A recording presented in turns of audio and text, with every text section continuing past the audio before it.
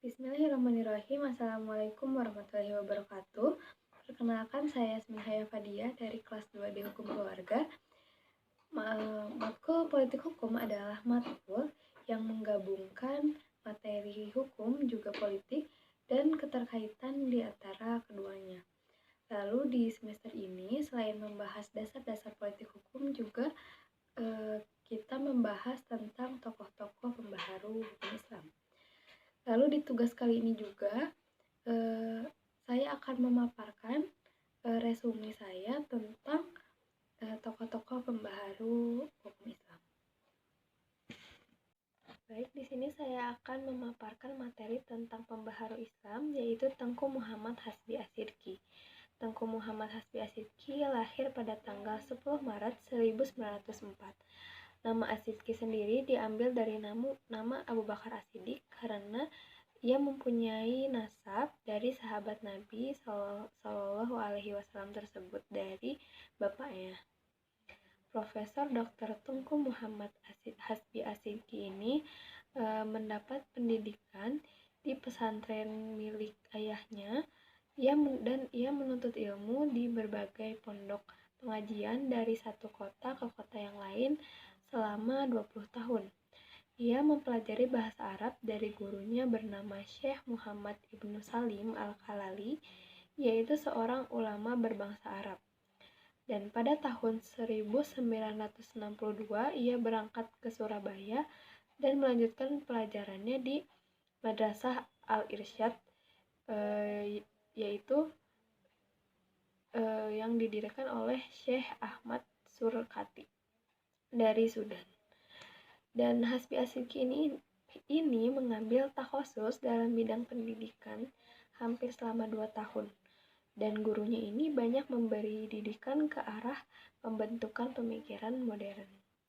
Lalu pemikiran Hasbi sendiri tentang hukum fikih itu lebih banyak di bidang sosial masyarakat. Otoritas di bidang fikih ini sudah tidak diragukan lagi. Hasbi adalah salah satu putra Indonesia yang besar perannya dalam gerakan pembaharuan di Indonesia.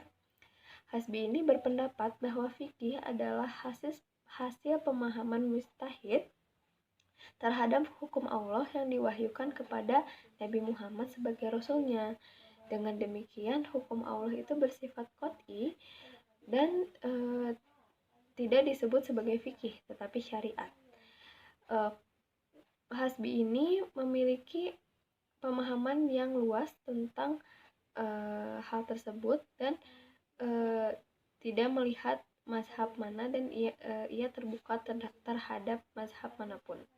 Lalu salah satu pemikiran Tengku Muhammad Hasbi Ashidqi ini adalah tentang hukuman jilid bagi pelaku zina muhsan.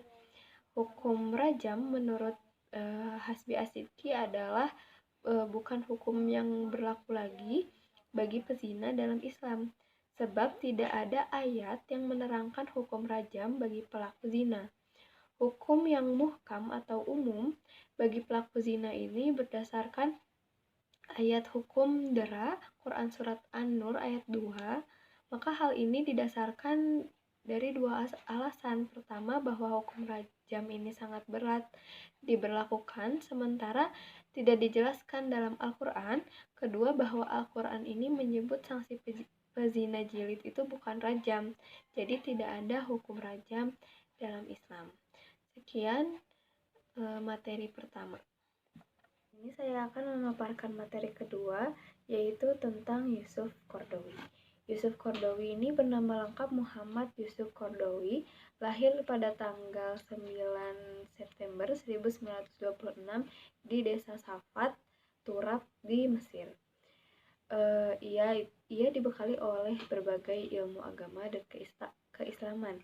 Lalu prestasi akademik Yusuf Qaradawi ini begitu luar biasa sehingga ia menerima gelar sarjana dari Fakultas Usuluddin Universitas Al-Azhar di Kairo, Mesir. Pemikiran Yusuf Al-Qaradawi ini ada di tentang maslahah mursalah. Ia berpendapat bahwa pentingnya memahami teks menurut hukum syariah atau biasa dikenal dengan maqasid al-syariah.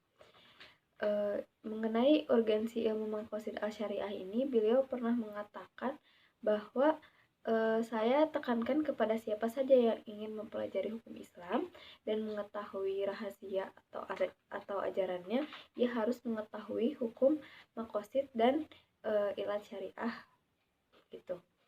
Lalu pemikiran Yusuf Al-Qaradawi ini ada juga di tentang fatwa. Yusuf Al-Qaradawi ini menawarkan bahwa metode fatwa itu harus praktis dan modern. Yang pertama itu harusnya hilang fanatisme atau taklid. Yang kedua itu berpegang teguh pada prinsip yasir wala tu'asir. Yang ketiga itu menggunakan bahasa yang sederhana atau mudah dipahami.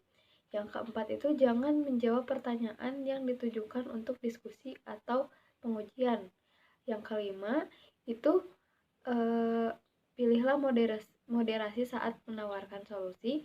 Lalu yang keenam itu ada penjelasan bukti atau fatwa itu harus beserta alasan dan bukti yang sahih. Sekian dari materi 2. Baik, di sini saya akan memaparkan materi tentang Hazairin. Hazairin ini adalah tokoh pembangunan bagi pembaruan hukum Islam di Indonesia, khususnya di bidang hukum Islam. Beliau ini lahir di Bukit Tinggi, Sumatera pada tanggal 20 November 1906. Ia memiliki keunggulan yang luar biasa, yaitu kemampuan di bidang hukum serta hukum adat serta hukum Islam. Pokok pandangan Hazairin itu, yang pertama itu ia biasanya menyarankan pemeluk Islam untuk berijtihad secara langsung dari sumbernya kepada mazhab terkini yang cocok dengan situasi-situasi sosial yang khas di Indonesia. Juga yang kedua, ia berupaya untuk memanfaatkan ilmu-ilmu modern seperti antropologi untuk mengijtihadkan hukum-hukum fikih khususnya di bidang kewarisan. Lalu ada 3 perihal permasalahan kewarisan menurut Hazairin. Yang pertama itu kewarisan bilateral. Teori ini tuh berbeda dengan pendapat para ulama yang terdapat dalam kitab-kitab fikih yang telah dikenal luas oleh masyarakat Indonesia. Ia merumuskan dengan sistem kewarisan bercorak patrilineal. Yang kedua itu kedudukan mawali. Baik, di sini saya akan memaparkan materi ketiga, yaitu tentang Hazairin. Hazairin ini adalah tokoh pembangunan bagi pembaruan hukum di Indonesia, khususnya di bidang hukum Islam. Beliau ini lahir di Bukit Tinggi, Sumatera pada tanggal 28 November 1906. Beliau ini seorang ahli yang memiliki keunggulan yang luar biasa, yaitu ia mempunyai kemampuan di bidang hukum adat serta hukum Islam. Lalu ada beberapa pokok pandangan Hazairin. Yang pertama itu ia menyarankan pemeluk Islam di Indonesia agar berijtihad secara langsung dari sumbernya kepada mazhab yang cocok dengan situasi-situasi sosial atau kultural khas di Indonesia. Lalu yang kedua, ia berupaya untuk memanfaatkan ilmu modern seperti ilmu antropologi ketika ia mengijtihadkan hukum-hukum fikih seperti contohnya dalam bidang kewarisan. Lalu ada 3 permasalahan kewarisan versi Hazairin. Yang pertama adalah kewarisan bilateral. Ia berteori bahwa ia berbeda dengan pendapat ulama-ulama dalam kitab-kitab fikih klasik yang telah dikenal luas oleh masyarakat Indonesia. Ia merumuskan dengan sistem kewarisan yang bercorak patrilineal. Yang kedua itu ia berpendapat tentang kedudukan mawali, karena beliau merasakan terdapat ketidakadilan pada penjatahan peninggalan yang terdapat selama ini. Lalu yang ketiga itu ada di Kalalah.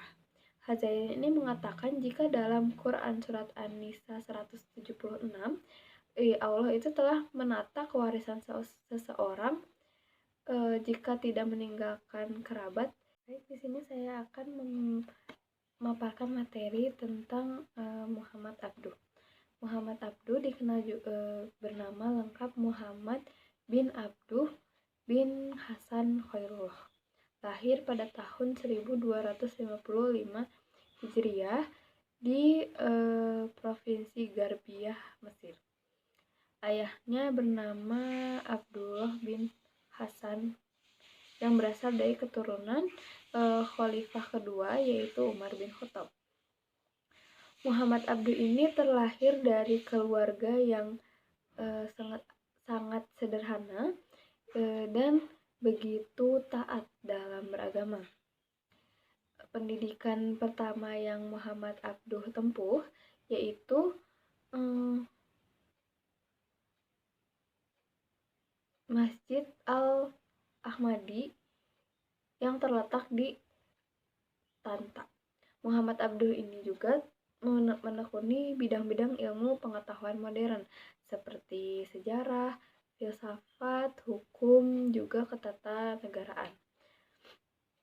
Muhammad Abduh ini memiliki sistem pemikiran yang mengutamakan akal atau rasional, sangat rasional. Ia menghilangkan pemikiran kaum junub dan kembali pada zaman-zaman salaf. Ia berpendapat bahwa ijtihad itu menjadi pembebas belenggu dari kejumudan. Ia juga meluruskan agama dengan cara akidah. Ia memperbaiki sistem pendidikan dan pengajaran untuk mencerdaskan umat Islam. Juga ia menghidupkan kembali pemahaman Al-Quran dengan uslub. Ia juga berhasil memperbaiki pendidikan di Al-Azhar, serta di bidang politik ia memiliki pemikiran-pemikiran hukum dengan beristihad. Ia mempunyai kitab Urwatul Wusto dan kitab Manar sebagai pembaharu Islam. Selanjutnya saya akan memaparkan materi ke-6 yaitu tentang Al-Yafi dan Sahal Mahfudz. Al-Yafi ini lahir pada tanggal 1 September 1926 di desa yang bernama Wanidonggala di Sulawesi Tengah. Dan nama Al-Yafi itu disandarkan kepada nama ayahnya karena nama Al-Yafi yang sebenarnya adalah Muhammad Ali. Lalu pokok-pokok pemikiran dari Al-Yafi ini yang pertama itu hukum Islam itu harus diimplementasikan sesuai dengan prinsip-prinsip keadilan dan kemanusiaan. Yang kedua, pemahaman yang benar tentang hukum Islam itu harus melibatkan analisis sejarah juga budaya. Lalu yang ketiga, hukum Islam itu mengandung prinsip-prinsip yang berlaku di semua aspek kehidupan. Yang keempat itu hukum Islam itu tidak dapat diartikan secara sempit atau literal. Ya, lalu biografi Sahal Mahfudz sendiri, Kiai Haji Sahal Mahfudz ini lahir pada tanggal 17 Desember 1937 di Pati. Ia merupakan ketua umum MUI dan rais dari PBNU. Karya-karyanya ada Thariqatul Husul, Ilagoyatul Usul, Al-Samarah Al-Hajainiyah, Al-Faraid Al-Ajibah. Lalu pokok pemikiran dari Kiai Haji Sahal Mahfudz sendiri itu yang pertama, menurut Kiai Haji Islam bukan hanya agama yang mengajarkan ibadah juga moralitas, tetapi juga sistem sosial dan politik yang terintegrasi. Lalu yang kedua itu Islam tidak dapat dipisahkan dari aspek sosial juga politik. Yang ketiga, Islam mengajarkan nilai-nilai kesetaraan dan kemanusiaan. Yang keempat itu kebangsaan dan Islam itu berjalan dengan baik sepanjang kita memahami nilai Islam dengan benar. Lalu persamaan Al-Yafi dan Sahal Mahfudz itu, Al-Yafi itu mendambakan pemahaman Al-Quran yang mendalam untuk menjawab tantangan zaman yang semakin kompleks, sedangkan Kiai Haji Sahal Mahfudz ini lebih menekankan fikih karena menurutnya fikih adalah satu-satunya pilihan yang bisa digunakan dalam dinamika yang terjadi di masyarakat daripada menyempitkan masyarakat ke dalam lingkaran yang kontekstual.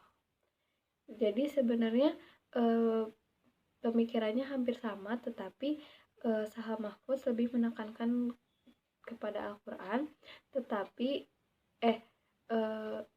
Al-Yafi lebih ke Al-Quran, tetapi Sahal Mahfudz lebih ke fikih. Saya akan memaparkan resume dari materi ke-6, yaitu tentang Ibrahim Husain. Ibrahim Husain ini dilahirkan di Tanjung Agung pada 1 Januari 1917 di kota Bengkulu. Lalu pokok pemikiran dari Ibrahim Husain ini mengklasifikasikan hukum Islam itu menjadi 2. Yang pertama itu hukum Islam dikategorikan sebagai syariah, serta hukum Islam yang dikategorikan sebagai fikih.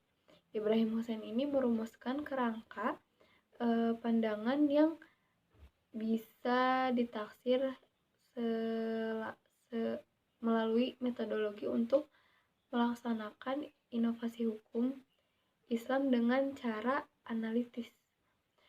Lalu Ibrahim Husain ini sudah banyak menghasilkan produk atau produk-produk pandangan pada aspek hukum Islam. Dan yang paling utama itu berhubungan dengan persoalan hukum Islam yang sedang menjadi kontroversi pada saat itu. Salah satu kontroversi pada saat itu adalah penentuan bulan Ramadan serta Syawal. Menurut Ibrahim Husain, perihal itu membuktikan bahwa pemerintah yang berhak untuk memutuskan Ramadan serta Syawal.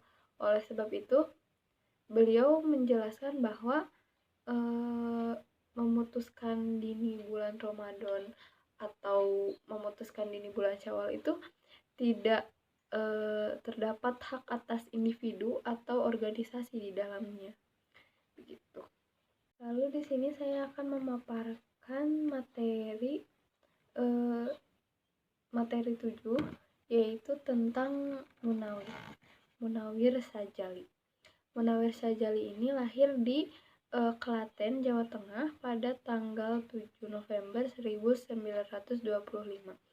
Yaitu merupakan anak tertua dari 8 bersaudara dari pasangan Abu Aswad Sajali dan Tasiyah. Dari segi ekonominya, keluarga ini tergolong jauh dari sejahtera.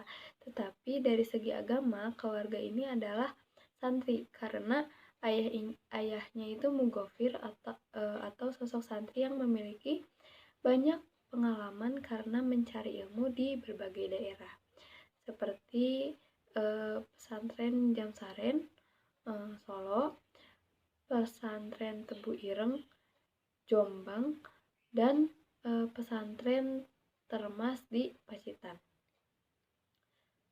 Munawir Syajali ini adalah tokoh intelektual dan agama serta diplomat yang menjabat sebagai Menteri Agama sejak Kabinet Pembangunan pada tahun 1983 sampai 1988 hingga Kabinet Pembangunan 1988 sampai 1993. Juga ia ditugaskan sebagai seksi Arab atau Timur Tengah di kedutaan.